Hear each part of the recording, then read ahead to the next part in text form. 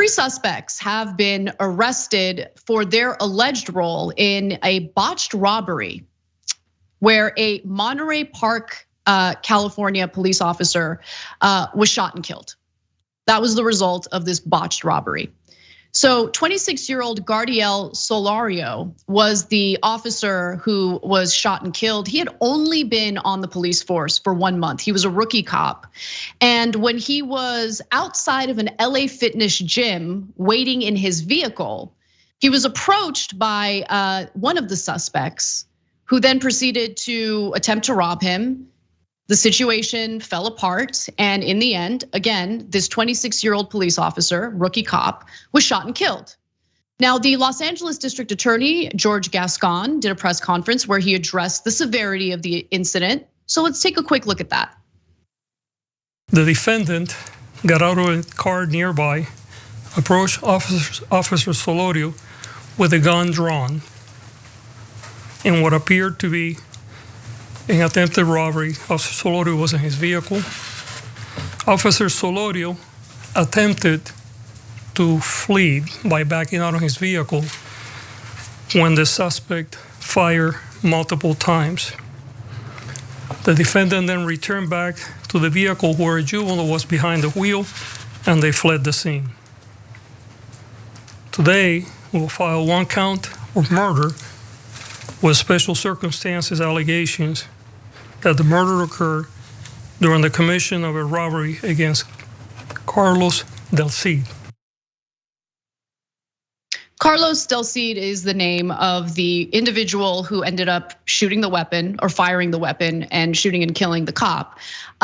It's interesting that in that press conference, Gascon mentioned the enhancements that will be added to the charges here because he is not a fan of enhancements, including gun enhancements. So for instance, if someone has committed a crime and while committing that crime, they were in possession of an illegal gun, Gascon does not like to add additional charges related to the illegal gun, which I think is very strange in a state that purports to care so much about gun control. So when you have an opportunity to penalize or prosecute someone who is in possession of an illegal gun, you should maybe take that opportunity, just saying for a second. Now let's get into the details about who Carlos Delcid is. Carlos Delcid is, again, just one of the suspects here. There were two others who were arrested, one of whom was a 17-year-old who drove the getaway vehicle. Since he's underage, we don't know too many details about him. Those records are sealed. So here's a photo of him, his mugshot, and there are many mugshots of Carlos Delcid because he has a lengthy criminal record and was not supposed to be roaming the streets considering his violent criminal record. What do I mean by that? Let's get into the details. Court records show Delcid was arrested in February of this year. After pleading no contest to 2 felony charges, he was sentenced to 180 days in jail and 4 years formal probation on March 10th. The 20-year-old was actually released the next day for what jail records describe as a short sentence. All right. George Gascon was asked about this, like, what's up with this short sentence? Why didn't your prosecutors, ensure that this guy who committed violent crimes didn't get released the next day after his sentencing? And here's what he had to say. Any questions concerning the actual length of time spent in custody should be directed to the Los Angeles County Sheriff's Department. All right, well, look, the Los Angeles County Sheriff's Department is very problematic. There is evidence of literal gang activity within that department. So when Gascon says maybe you should look at the Sheriff's Department, I'm actually sympathetic to that. So the Sheriff's Department actually did respond to the press when they asked questions. The Los Angeles County District's attorney dropped 3 of the 5 felony charges. On March 10th of 2022, suspect Delcid was sentenced to 4 years of formal probation and 180 days in county jail with a credit for 58 days served. It was the district attorney's decision to drop the serious violent felony charges that would have rendered the suspect ineligible for early release. And guess what? I looked into that, and believe it or not, the sheriff's department is right. The district attorney's office did allow for a plea deal situation in which the most serious charges pertaining to his violent crimes were dropped. So let's go to the Los Angeles Times. And let me be clear, Los Angeles Times loves to carry water for the failed policies that we've been seeing from George Gascon in Los Angeles. They love it. They defend him all the time.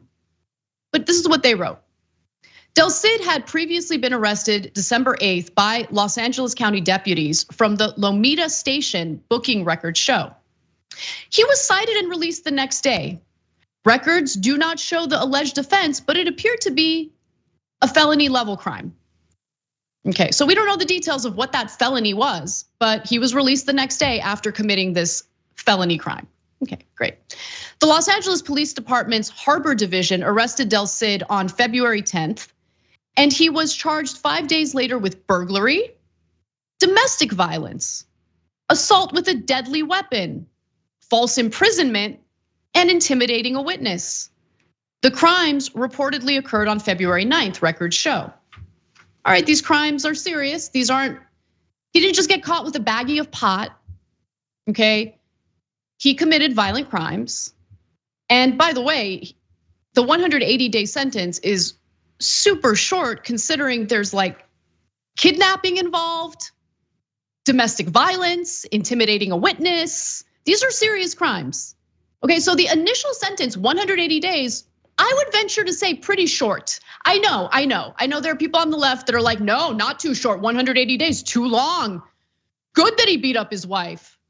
Okay, I'm embellishing a little bit, but that's how the left comes across when it comes to these types of stories. 180 days, he didn't even serve the 180 days.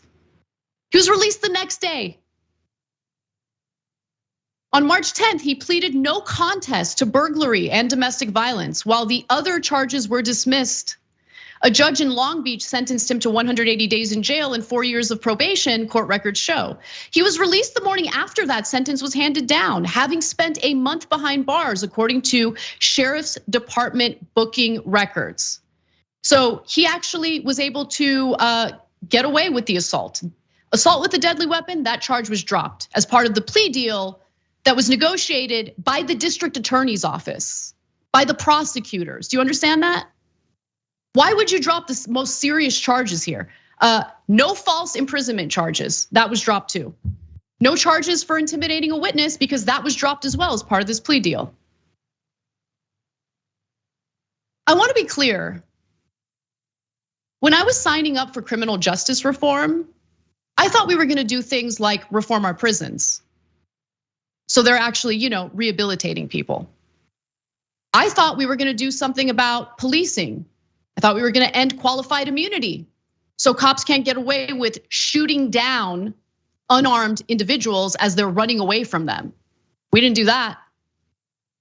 I thought that we were going to provide funding for actual robust programs that would help non-violent offenders transition back into society so they live full, happy lives. Didn't do that either. Instead, we're playing this game where we just, by the way, I also never thought that anyone was advocating for the early release of violent criminals, including individuals who have literally been in prison for murdering others. But it turns out California's all about it, and I ain't. I think it's a terrible, terrible way to go about this. This ain't reform. It's all about playing patty cakes with people who are not in any way rehabilitated, who have committed incredibly violent crimes, and in some cases, robbed others of their lives. And get a load of this Los Angeles Times headline. Amid COVID-19, California releases some inmates doing time for murder. Advocates push to free more. I don't know, maybe I'm crazy. I don't believe in the death penalty. But I would say that if you murder someone and you have spent time in a facility, in a prison that does not rehabilitate, because that's what our prisons are, It's very unlikely that you're rehabilitated, and just releasing you into the world with no rehabilitation, it's a bad idea, bad idea. More than 63,000 inmates convicted of violent crimes will be eligible for good behavior credits that shorten their sentences by 1/3 instead of 1/5 that had been in place since 2017. That includes nearly 20,000 inmates who are serving life sentences with the possibility of parole. Keep in mind, by the way, we don't even know how these good credits are determined. There's really no specificity there. More than 10,000 inmates convicted of a second serious but nonviolent offense under the state's 3 strikes law will be eligible for release after serving half their sentences. That's an increase from the current time served credit of 1/3 of their sentence. And if you think that, no, come on, Anna, they're not releasing violent criminals, even though the reports indicate they are. This is all about nonviolent individuals. No, actually, a much smaller portion of the individuals who have been released from California state prisons are nonviolent offenders. Los Angeles Times has the numbers. The same increased release time will apply to nearly 2,900 nonviolent third strikers, the corrections department projected. And the reason why is because the nonviolent offenders are in county jails. The majority of them are not in state prisons. So this is the state releasing inmates. And there was a little bit of backlash, luckily. And the California Supreme Court weighed in the summer. And I think that they made the right decision here. Because fact of the matter is, California voters overwhelmingly voted in favor of something known as Prop 57. And so Prop 57, I voted for it, was marketed to voters in California as, hey, our prison population is ridiculous. We have all sorts of nonviolent people serving time when they shouldn't be. So I was in favor of early release because I thought, as it was advertised to me, that it was only nonviolent individuals. But it didn't work out that way. And so there was a fight, there was backlash, and finally the California Supreme Court weighed in. The justices found that the ballot materials revealed that the voters intended to exclude any inmate currently serving a term for a violent felony from early parole consideration, regardless of whether such an inmate has also been convicted of a nonviolent felony. And the high court ruled that corrections officials acted properly in drafting regulations that exclude from early parole consideration any prisoner who is currently serving a term of incarceration for a violent felony. There's a lot we can do to reform our justice system, and I have a long history of talking about those things. So if anyone thinks that I'm just trying to be tough on crime, you are mistaken. But for anyone who thinks we need to be soft on violent criminals, including those who have committed murder, not in favor of that.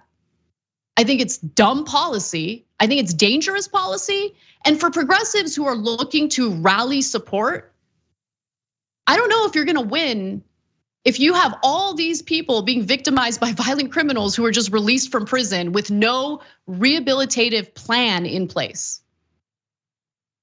That's the reality. I know some of you wanted some specificity when I talk about the disastrous decisions being made in California. Here's one of them. Thanks for watching The Young Turks, really appreciate it. Another way to show support is through YouTube memberships. You'll get to interact with us more. There's live chat emojis, badges.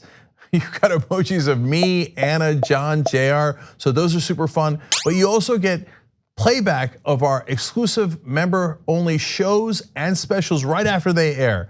So all of that, all you gotta do is click that join button right underneath the video. Thank you.